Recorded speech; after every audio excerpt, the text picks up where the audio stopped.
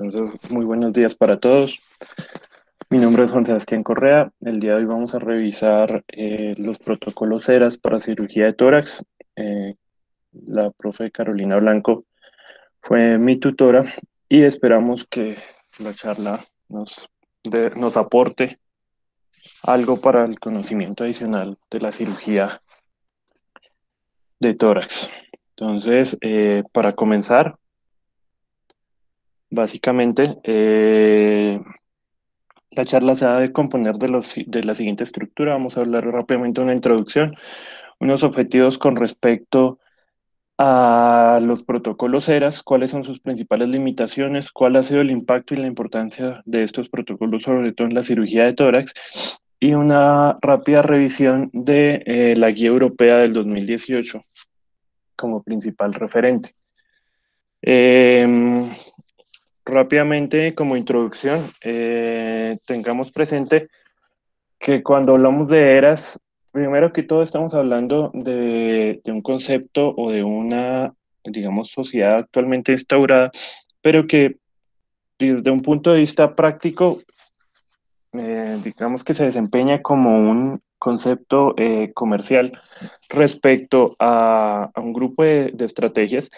pero que en el mundo existe otra serie o otros grupos que han tratado de generar, digamos, protocolos de recuperación mejorada u optimizada. Y es básicamente a lo que hace referencia cuando la mayoría de personas hablamos de eras.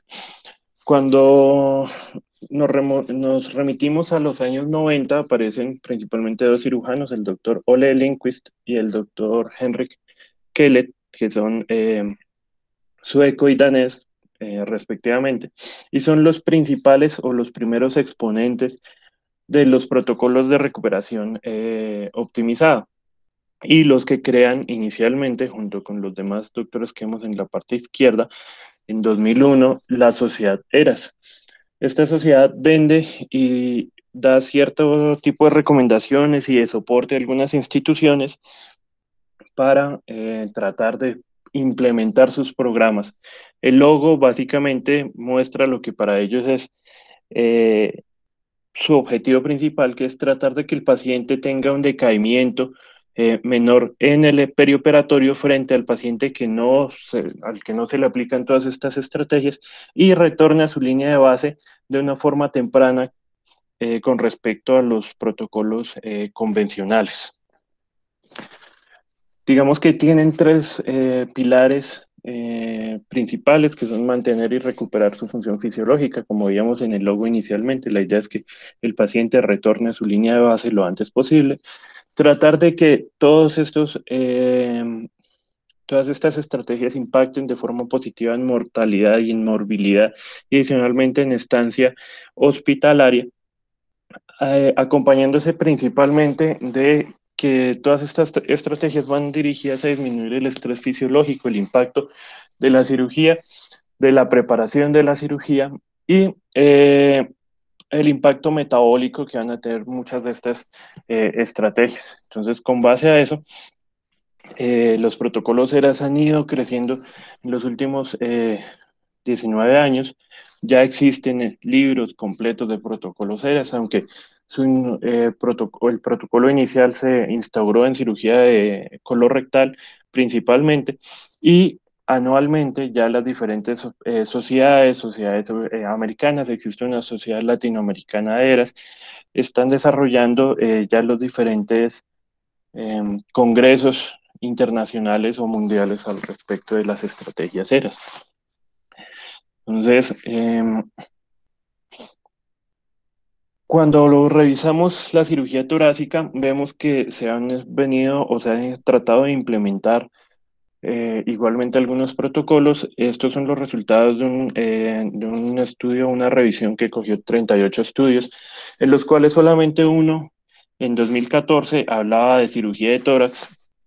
Y básicamente decía que eventualmente los protocolos ERA sí estaban impactando en los desenlaces iniciales que mencionamos, mortalidad, estancia hospitalaria y morbilidad del paciente. Eh, Ahora, a grosso modo, Como mencionaba, los tres pilares en los cuales se fundamenta, como mencionaba, mortalidad, morbilidad, estancia hospitalaria, disminución del estrés. Básicamente, todo esto también, o donde muchos de los administradores actualmente van a preguntar, ¿y por qué la implementación de todas estas estrategias además va a ser importante? Porque todo esto también para el hospital significa una disminución en costos y digamos que va a generar un beneficio adicional para el sector financiero, digamos, de las entidades. Entonces, que los pacientes se compliquen menos, que fuera de tener obviamente un desenlace positivo para toda nuestra población, pues va a tener una repercusión por la cual debemos ser capaces de, digamos, vender este tipo de estrategias para facilitar la implementación. ¿Por qué es importante todo esto?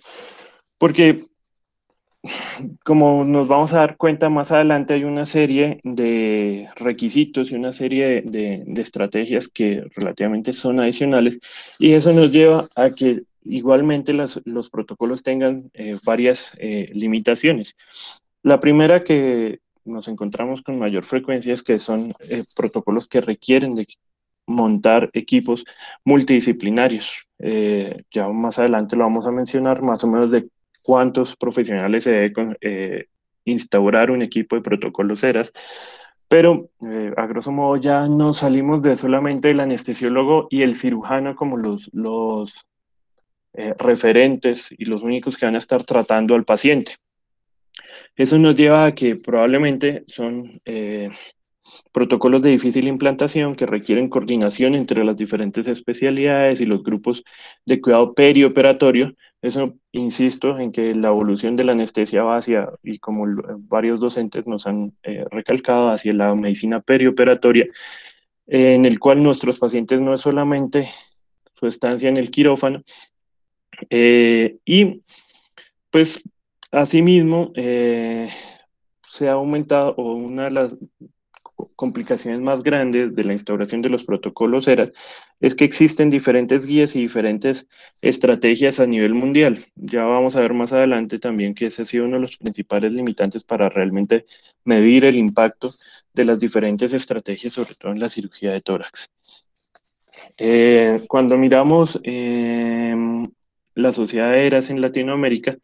vemos que en los últimos 10 años ha habido un aumento de las clínicas, hospitales e instituciones que han implementado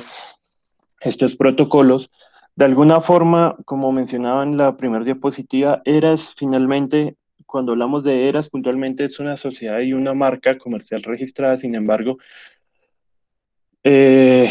si bien permite una organización y un apoyo de parte de toda la organización que está detrás de esa marca, eh, limita un poco a la hora de hacer publicaciones con respecto al nombre, porque solamente hay algunas instituciones que están certificadas con el título, el rótulo de protocolos ERAS.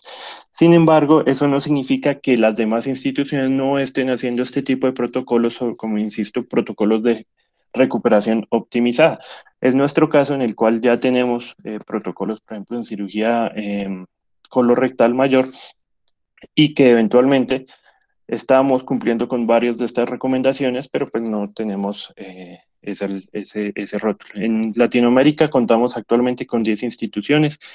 Vemos que en la medida que han aumentado o que han avanzado el número de instituciones y que han pasado los años, se ha aumentado la adherencia y el impacto, sobre todo medido en estancia hospitalaria y sobre todo desde el punto de vista económico de los hospitales, pues se mide principalmente en estancia y en morbilidad, viene en descenso. Las instituciones básicamente son, como mencionaba, son 10 a nivel de Latinoamérica, 2 en Argentina, una en Colombia que es la Clínica Reina Sofía, de la cual ya hemos recibido apoyo en algunas iniciativas para el hospital, y 2 en Brasil, 2 en Uruguay, 2 en México y uno en Chile. Sin embargo, insisto, eso no significa que aunque esos centros están registrados, las demás instituciones no estemos llevando a cabo protocolos de recuperación y es hacia lo que vamos realmente a hablar a partir de ahora. Dentro de las grandes limitaciones, este es un estudio, una publicación del año pasado, la encuesta nacional en Holanda, en la cual 43 centros hospitalarios realizan cirugía torácica, principalmente de cáncer de resección, ya sea de loectomías, cuñas o neumonectomías, perdón. Y lo que ellos revisan y lo que se ponen a mirar es cuál es la correlación con la implementación, con el apego con con la guía europea del 2018, y se dan cuenta que toda esta gama de números y de colores hace referencia a que muy pocas instituciones, solamente tres, están por encima del 80% del cumplimiento de las guías. No significa que no haya un impacto, que eso es algo que también vamos a discutir un poco más adelante,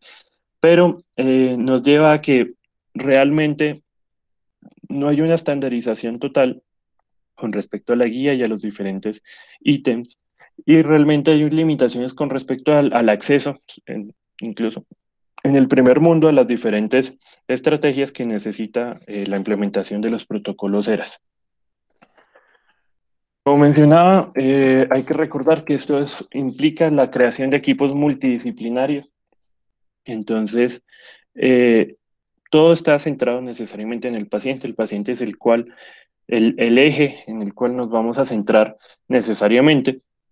Y alrededor de él tenemos que desarrollar una serie de equipos que van a tratar de optimizar y disminuir el impacto quirúrgico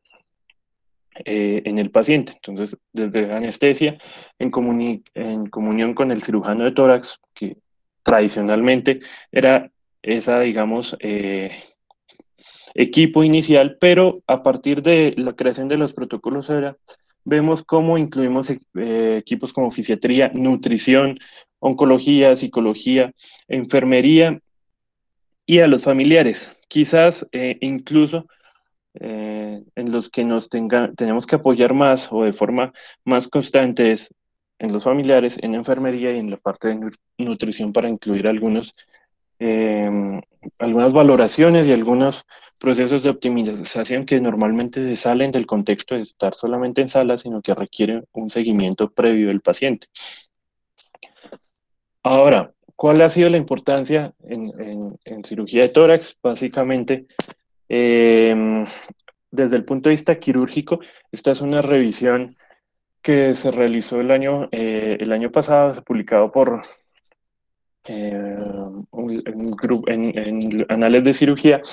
una revisión de 4 años, desde el 2015 hasta el 2019, en el cual estuvieron comparando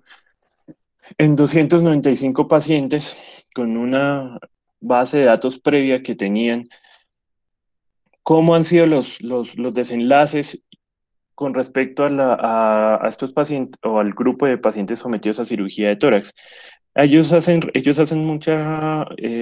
hincapié en la disminución en el requerimiento de ingreso a UCI como uno de los principales desenlaces de impacto, y que al tener menos ingreso a UCI también se ha asociado principalmente a menos complicaciones en el posoperatorio. Otro de los puntos que ellos están analizando con bastante frecuencia es, paradójicamente, el requerimiento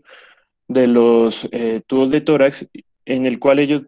de pronto más adelante lo vamos a discutir también, no encuentran un impacto tan significativo, pero es uno de las bases en las cuales se cimenta de pronto los protocolos para cirugía de tórax. Cuando revisamos desde el punto de vista anestésico, esta es una revisión de unicéntrica en Reino Unido, prospectiva de 422 pacientes, llevados a diferentes procedimientos como videotoracoscopia. Cirugía abierta solamente representa el 18.2%, videotoracoscopia el 71%, y lobectomías en general fue el grupo al cual se le realizó este tipo de seguimiento, donde impactaron principalmente o que querían revisar cuáles eran cuál era el impacto en los desenlaces que inicialmente revisamos: estancia hospitalaria, morbilidad y mortalidad. Sin embargo, la readmisión o el requerimiento de reoperación también es uno de los desenlaces secundarios que se ha estado revisando constantemente. El impacto significativo para ellos fue sobre todo en estancia hospitalaria, estuvieron revisando de forma, pues, hicieron una regresión con los posibles factores que se relacionaron con estancia y con morbilidad, se dieron cuenta que eventualmente lo que más impactó en disminuir la morbilidad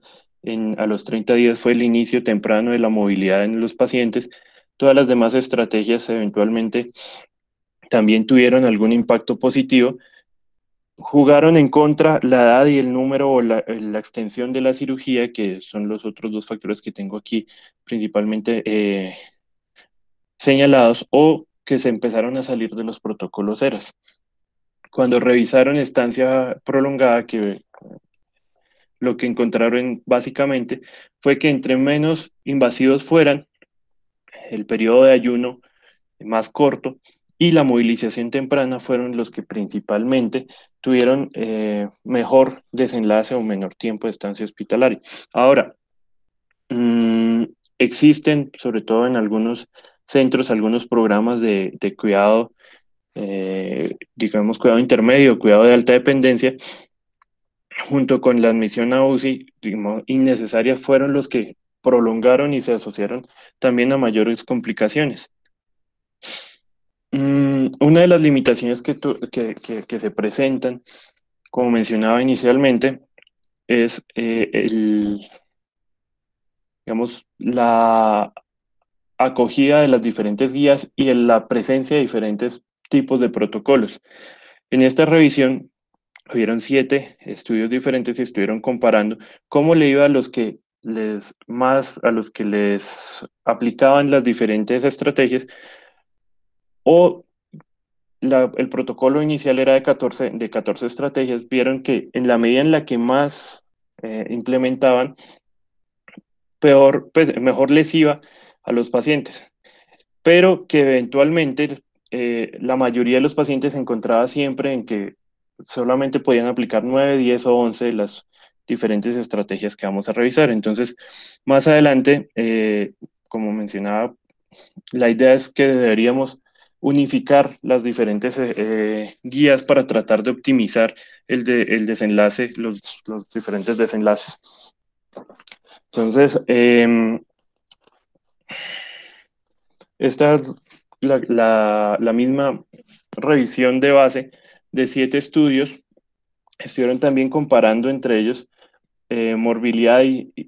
estancia hospitalaria, se dieron cuenta que básicamente la implementación de los protocolos ERA sí tiene un impacto significativo, sobre todo en estancia hospitalaria y en morbilidad. En morbilidad, la mortalidad eventualmente no fue tan significativa, pero fueron pacientes que inicialmente se exponían a cirugías que potencialmente son mínimamente invasivas y que tradicionalmente no tienen un desenlace de mortalidad tan alto, entonces no hubo una diferencia tan impactante al respecto. Sin embargo, insisto, cuando compararon los diferentes protocolos, hay una adherencia muy variable entre las estrategias entre los diferentes centros. Mm, un poco más de darnos cuenta que al comparar en morbilidad y en mortalidad, definitivamente está a favor de la implementación de los protocolos, a pesar de que la implementación es un poco difícil de estandarizar. Como mencionaba, la mortalidad quizás no es el desenlace más significativo, porque probablemente muchas de estas intervenciones, su desenlace tradicional, digamos que no debería llevar hacia la mortalidad, porque son cirugías, digamos que de mediana complejidad.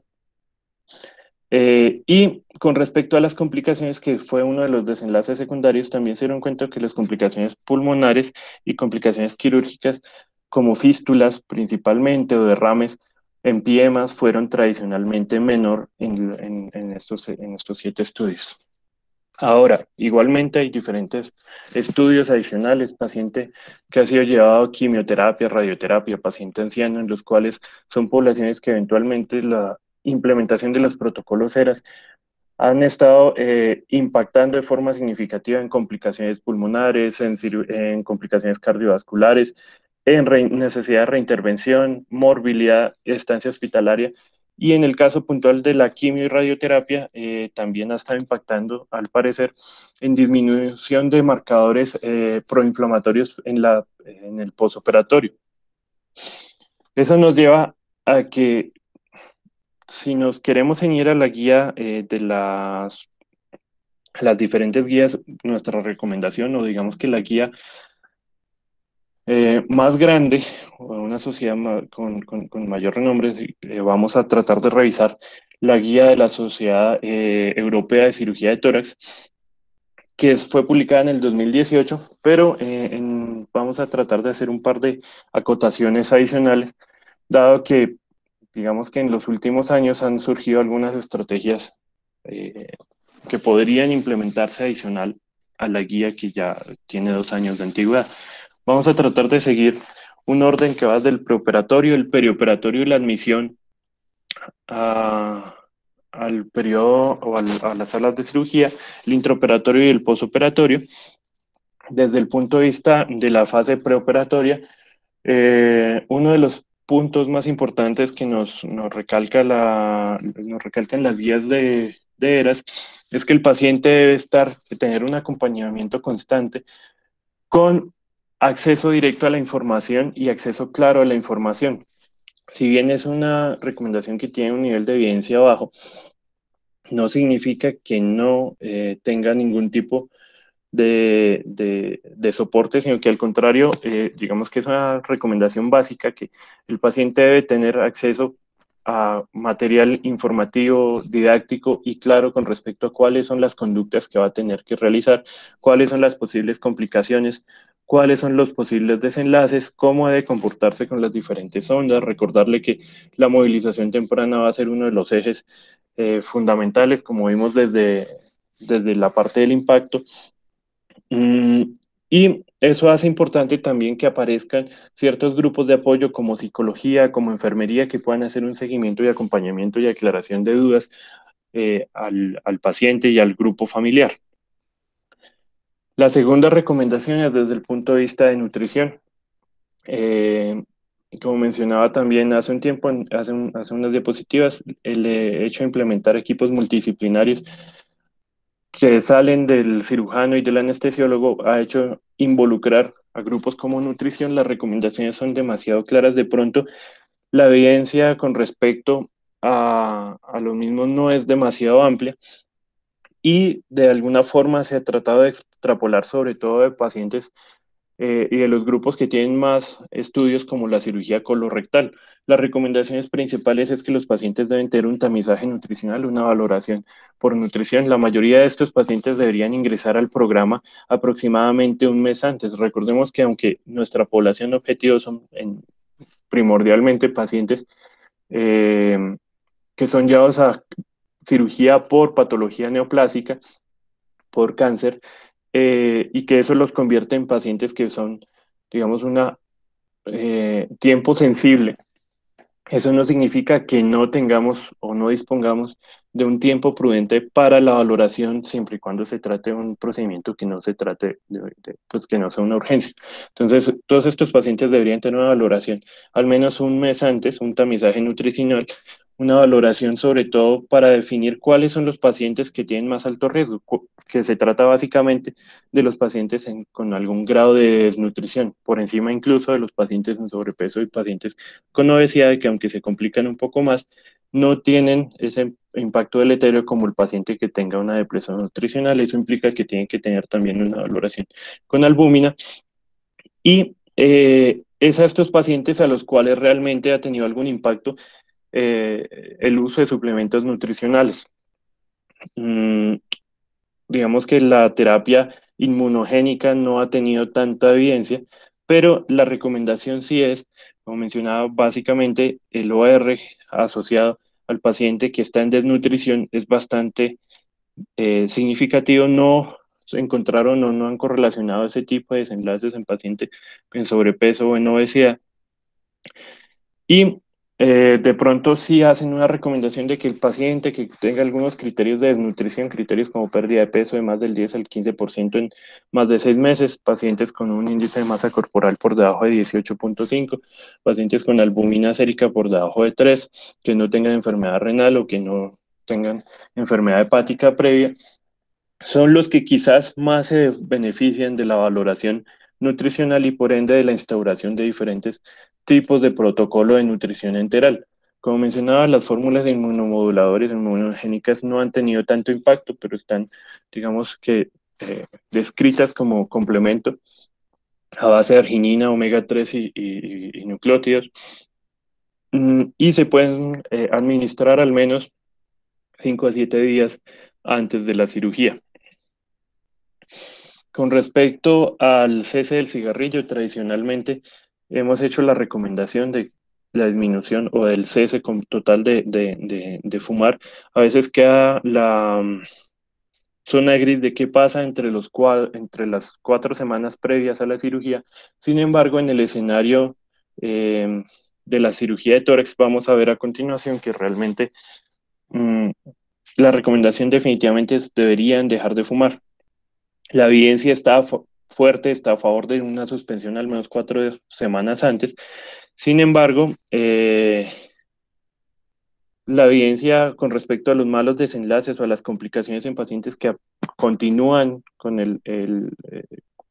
con el consumo constante de cigarrillo en las 4 semanas previas a la cirugía, igual está por encima de los pacientes que jamás fumaron. Sigue insistiendo en que debería o que las complicaciones son más frecuentes cuando cuando suspenden, perdón, en menos de 4 semanas, pero pues lo grueso es que deberíamos recomendar a los pacientes y por ende, insisto en que la valoración de estos pacientes y el ingreso al protocolo ERAS debería realizarse al menos 4 semanas previo a la intervención quirúrgica. Con respecto a la dependencia al alcohol, la recomendación también es que los pacientes que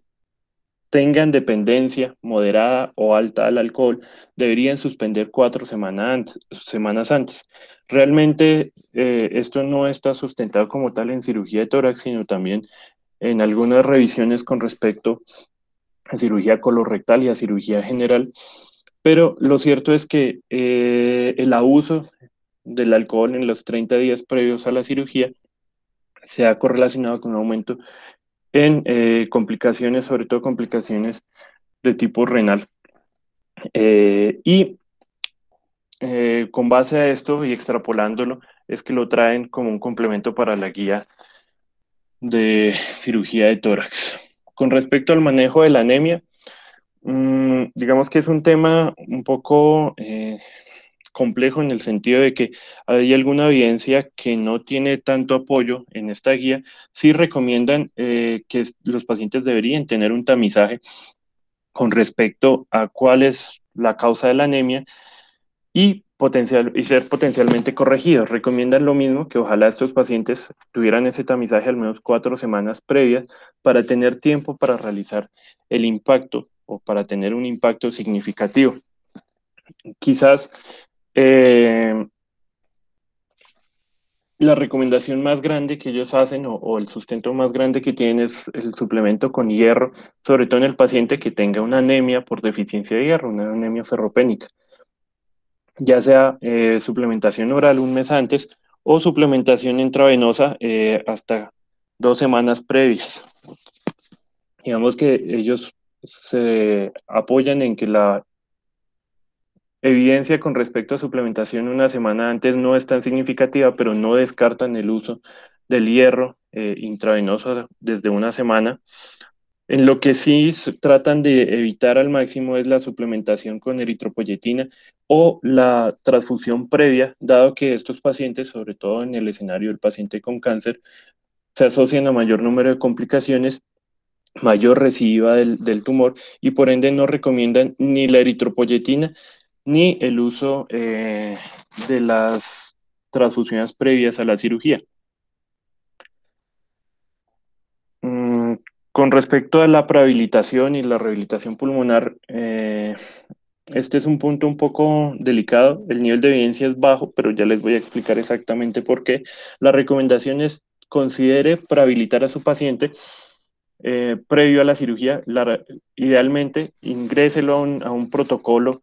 de ejercicio de al menos un mes antes. Pero el nivel de evidencia bajo se fundamenta en que los diferentes protocolos no están claramente definidos. Hay protocolos de realización de ejercicio cardiovascular, ejercicio de resistencia, protocolos que van desde 5 sesiones a la semana en adelante, pero en general la mayoría de los pacientes que han ingresado y que tienen una mejoría con respecto a su reserva cardiovascular han tenido menor número de desenlaces y complicaciones, sobre todo a nivel pulmonar. Digamos que el impacto más significativo está en el grupo de pacientes con EPOC previo a la cirugía, pero a grosso modo, cualquier paciente que tenga algún tipo de deterioro previo o disminución de la masa magra o paciente que tenga fragilidad ha tenido también, sobre todo, insisto, el paciente con EPOC, impacto en la disminución de las complicaciones y una mejoría en la reserva cardiovascular y de la reserva o la respuesta al estrés quirúrgico. Una vez contamos con el paciente en las horas previas, el ayuno preoperatorio, la recomendación que ya conocemos la gran mayoría, un ayuno de 2 horas para líquidos. En algunas guías hablan de maltodextrinas, ellos simplemente hablan de líquidos claros. Conocemos que en los diferentes protocolos quizás exista evidencia que sustente diferentes tipos de líquidos, pero siempre estamos hablando de líquidos claros que disminuye el estrés, disminuye la resistencia a la insulina. Y lo cierto es que quizás este sea uno de los puntos más conflictivos para los anestesiólogos, porque tradicionalmente, digamos que viola nuestro margen de seguridad de 6 a 8 horas, depende de las escuelas o de las guías que conozcamos previamente, pero hacen énfasis en que es en los que tenemos mejor evidencia respecto a los desenlaces, sobre todo en la cirugía colorectal, que se asocia a menor recurrencia de fístulas, de fuga y falla de la anastomosis. Sin embargo, extrapolándolo de esta literatura, lo traen también para la cirugía de tórax. Mm, Con respecto a la premedicación o el uso de medicamentos ansiolíticos, la guía es muy clara mencionando que la mayoría de nuestros pacientes objetivo para esta guía son pacientes mayores de 60, 65, 70 años, que son pacientes a los cuales eventualmente el uso de medicamentos como las benzodiazepinas se pueden asociar a delirio posoperatorio, a sobresedación, alteración o limitación a la hora de la prooxigenación del paciente eh, porque el paciente previamente se empieza a profundizar o tiene depresión del estímulo ventilatorio. Entonces, probablemente con base a todo esto no es la mejor recomendación y recomiendan básicamente que este tipo de prácticas deberían ser abolidas, así como cualquier medicamento que pueda producir somnolencia en el paciente previo o después a la cirugía, porque también se va a correlacionar con una menor posibilidad de hacer una movilización temprana y un inicio temprano de la nutrición. Con respecto a la tromboprofilaxis, es importante tener presente que la cirugía de tórax, como tal, lleva un aumento del riesgo de tromboembólico y por ende la recomendación de ellos es que el paciente debería ceñirse a protocolos de tromboprofilaxis farmacológica y mecánica. Sin embargo, la recomendación fuerte al respecto sería que debería clasificarse, y eso ya lo vamos a ver a continuación, y que los pacientes, sobre todo de alto riesgo, se les podría considerar una tromboprofilaxis farmacológica hasta por 4 semanas. Si bien ellos no se van a o no se comprometen con que deberíamos seguir algún tipo de guía específica o score para definir riesgo de trombosis o de tromboembolismo, sí hacen énfasis en que es el TEP, la trombosis venosa profunda, eh, y el TEP fatal son considerablemente frecuentes en la cirugía torácica. Entonces, con base a eso, básicamente, para ellos recomiendan que cualquier paciente que vaya a ser sometido sobre todo a resecciones de lobectomías, segmentectomías o neumonectomías debería cumplir con todos los protocolos de medias, antiembólicas, ojalá medias, con compresor neumático y el uso de las heparinas, básicamente con base a las patologías concomitantes. Recordemos que hay que tener siempre claro la presencia o no de falla renal, de lesión renal aguda, lesión renal crónica, para definir cuál de nuestros agentes se acomoda mejor y probablemente, insisto, definiendo también un riesgo moderado o alto, son los pacientes que se van a beneficiar de este tipo de terapias principalmente. Mm, Con respecto al manejo antibiótico y la preparación de la piel, no dista mucho con respecto a las recomendaciones que tenemos frente a otro tipo de cirugía. El antibiótico debería colocarse aproximadamente 60 minutos previo a la cirugía. Dentro de los diferentes protocolos de antibióticos que ellos proponen, está el uso de cefalosporinas, de amoxicilina, clavulonato y eventualmente de vancomicina como posibilidad o como segunda línea, teniendo en cuenta la flora bacteriana del tracto respiratorio.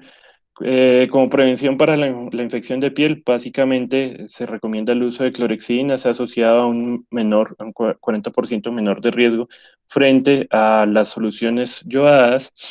Y una recomendación que sí es importante de pronto tener presente, que la depilación, si es requerida del campo quirúrgico, debería realizarse inmediatamente antes de la cirugía, no 2 ni 3 días previos a la misma, sino inmediatamente antes y acompañado de la desinfección correspondiente con las soluciones jabonosas como clorexidina, se ha asociado a un menor riesgo de infección. Eh, Respecto a la prevención de la hipotermia, nada diferente a lo que tampoco normalmente conocemos. Debemos hacer un seguimiento constante y por ende la recomendación es que deberíamos hacer medición de la temperatura a nivel nasofaríngeo y tratar de propender a la normotermia, perdón, para tratar de disminuir el impacto negativo. Sobre todo ellos hacen énfasis en en la coagulopatía asociada a la hipotermia, sobre todo por debajo de los 34 grados. Entonces recomiendan que debemos optar por estrategias que traten de disminuir esa probabilidad de llegar a hipotermia, optar por el calentamiento activo y continuar las estrategias de calentamiento en el postoperatorio, tratando de retornar al paciente lo más rápido posible a la temperatura normal de 36 grados. Frente a la fibrilación auricular, como mencionaba también hace un par de días Sergio en su charla de complicaciones en cirugía de tórax, sabemos que es una de las complicaciones más frecuentes en la cirugía torácica. La recomendación es, o más bien el riesgo de la fibrilación auricular es directamente proporcional al tamaño de la resección y a las patologías previas que tenga el paciente. La recomendación más fuerte es que el paciente no debería dejar de consumir los betabloqueadores si los tiene en el perioperatorio y en el posoperatorio. Hacer un tamizaje de iones de magnesio, pero también hacen énfasis en que debería tomarse potasio y sodio, y sobre todo hacer la suplementación de ser necesaria. Mm, en caso de que el paciente sea de alto riesgo y no esté con ninguna de las estrategias previas, le dan una grave recomendación moderado débil al uso de diltiazem preoperatorio o de amiodarona. Sin embargo, son muy claros en que eventualmente el medicamento que tiene mejor o que se ha asociado a menor tipo de complicaciones es la continuación de beta bloqueadores en los pacientes que tengan principalmente los riesgos. ¿Cuáles son los principales riesgos? Eh, Género masculino, el tamaño de la cirugía, que tenga previamente ya la patología instaurada y que venga con medicamentos que lo estén controlando y sean suspendidos de forma abrupta, que tenga alteraciones hidroelectrolíticas, que se exponga a condiciones de estrés como hipoxemia, hipercarbia, entre otros. Y también con respecto al tipo de cirugía, principalmente asociado al tamaño de la resección que se va a recurrir. Entonces, los pacientes que sean clasificados de alto riesgo y que eventualmente no tengan terapia previa son los que se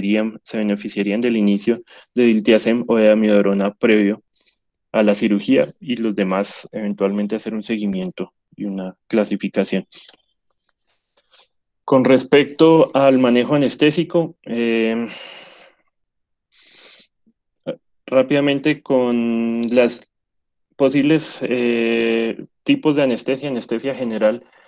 activa o anestesia general balanceada con inhalado, es importante tener presente que en los últimos 20 años siempre las publicaciones iban a favor eventualmente de que los anestésicos inhalados se asociaban a un mayor riesgo de vasoconstricción pulmonar, de inhibición de la vasoconstricción pulmonar hipóxica, perdón. Sin embargo, las publicaciones más recientes dicen que por debajo de un MAC, el sevoflurano y el desflurano no tienen un impacto significativo en esta inhibición. Por el contrario, más o menos en el mismo tiempo, los últimos 30 años, había varias publicaciones que estaban a favor de que los inhalados tenían un menor impacto en la respuesta inflamatoria y que por ende tenían menor impacto en la recidiva de la patología neoplásica. Sin embargo, en las publicaciones más recientes se ha dejado como en duda todo esto, dado que el propofol ha mostrado que al contrario ha tenido menor activación de macrófagos principalmente y de polimorfonucleares y por ende se le está atribuyendo en la actualidad un factor protector con respecto a la recidiva tumoral. De pronto, esta ambigüedad en la evidencia nos lleva a que realmente no haya una predilección por alguna de las dos estrategias, pero sí lo importante es tener presente que existen diferentes limitaciones, sobre todo para el uso de la anestesia inhalada, como fugas, como en ciertos procedimientos, que pueden hacer más difícil el balanceo o tener un nivel óptimo de anestesia. Entonces, uno debe considerar inicialmente con cuál de las dos se puede comprometer menos el acto anestésico, pero no hay una predilección con respecto a los desenlaces entre ninguna de las dos. Con respecto a las técnicas de anestesia regional, las recomendaciones que deberían ser usadas como complemento en la medida de lo posible. Más adelante vamos a hablar de la parte analgésica y que debemos seguir con estrategias de ventilación pulmonar. Esto probablemente no dista con respecto a ninguno de los demás temas que hemos estado revisando de estrategias de ventilación pulmonar. Tratemos de evitar cualquiera de los riesgos de atelectotrauma, de biotrauma, volutrauma o barotrauma, con las diferentes estrategias que ya nos han estado comentando los compañeros. Tratemos de evitar la hiperinsuflación. Titulemos el PIP, siempre es el riesgo más grande o el riesgo más frecuente es que aparece la hipoxia asociada a ventilación pulmonar y pues la recomendación es seguir igual los protocolos o las diferentes guías para tratar de recuperar eh, la oxigenación sin comprometer el campo quirúrgico. Sin embargo, no estamos exentos de tener que optar por la suspensión de la cirugía si esto se eventualmente puede comprometer la seguridad del paciente. Respecto al control de náusea y vómito posoperatorio, tampoco está muy alejado de lo que dicen las guías generales. Debemos estratificar a los pacientes y hacer un enfoque multimodal. Ellos le dan una evidencia alta a las estrategias no farmacológicas, como las estrategias de acupuntura eh, presión de los diferentes puntos, como complemento a las estrategias farmacológicas. Em, Respecto a la analgesia, la recomendación fuerte es el uso de anestesia regional complementaria, como mencionaba, en la guía del 2018, que es esta. Principalmente toman como referencia el bloqueo paravertebral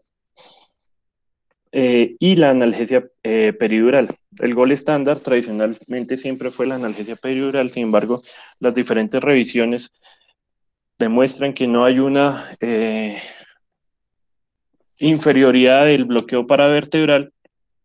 pero ya vamos a comentar el ESP, que es la estrategia que viene apareciendo en los últimos 4 años y que eventualmente, sobre todo en las cirugías mínimamente invasivas como la biotoracoscopia,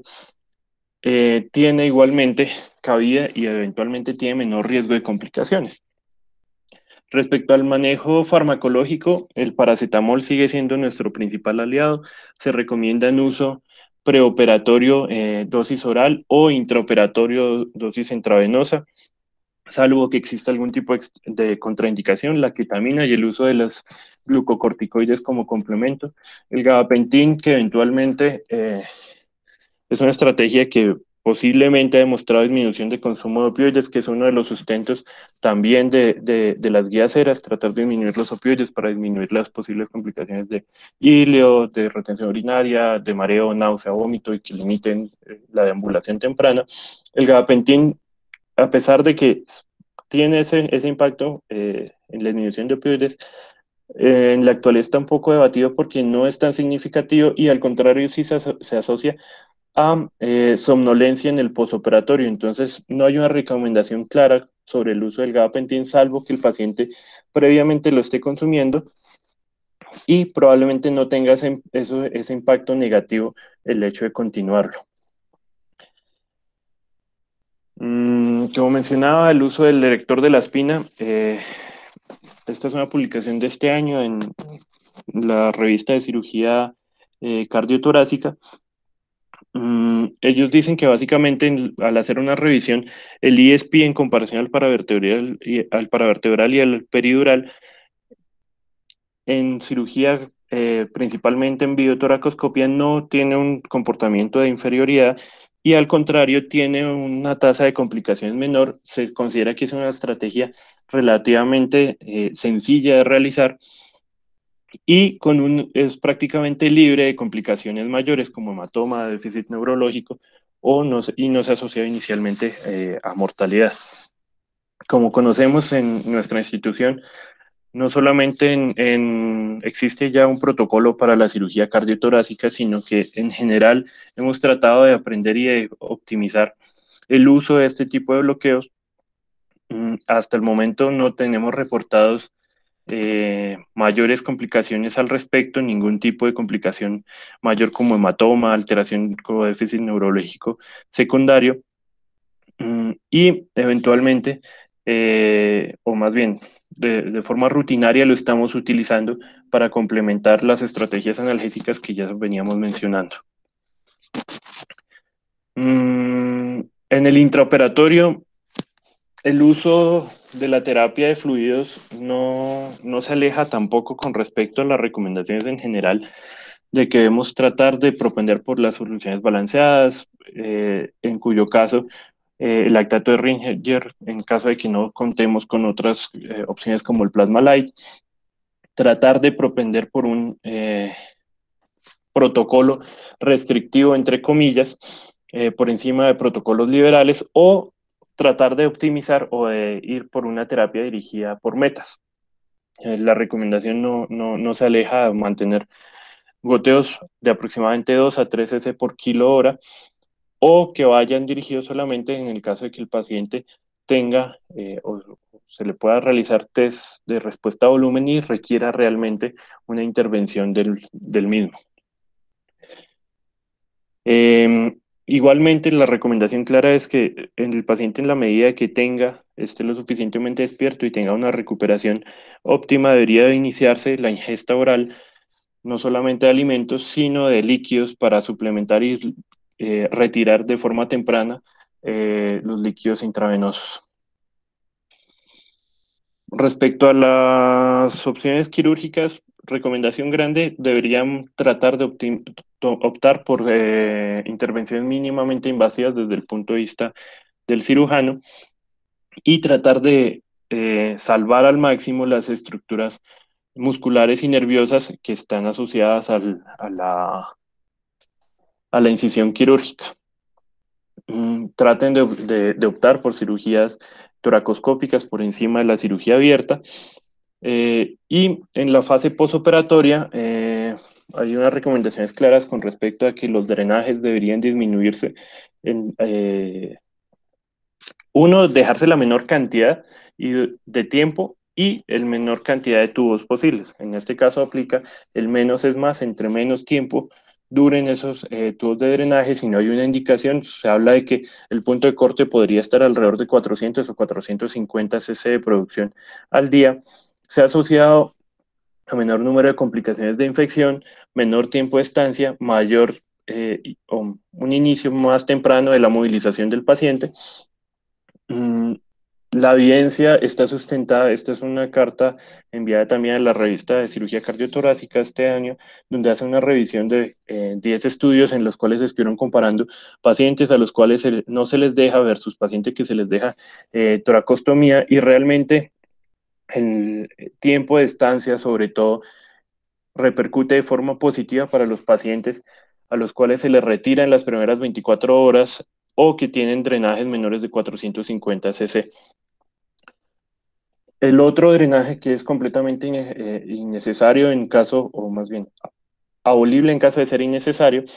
son los drenajes urinarios, las sondas, en la medida que el paciente no tenga una indicación clara de cuantificación de pérdidas urinarias dado por algún tipo de antecedente como alteración de la función renal previa, debería tratar de suprimirse el uso rutinario en el postoperatorio, ya que se ha asociado a mayor número de infección, el disconfort de la disuria en el paciente y la limitación al desplazamiento del mismo. En la misma carta que les mencionaba anteriormente, comparan lo mismo, pacientes con y pacientes sin sonda en 7 estudios diferentes, y sobre todo en lo que más impacta es en tiempo de estancia, pero también en retención urinaria e infección de tracto urinario, a favor de los pacientes a los cuales no se les dejó prolongadamente la sonda o no se les colocó de ser posible.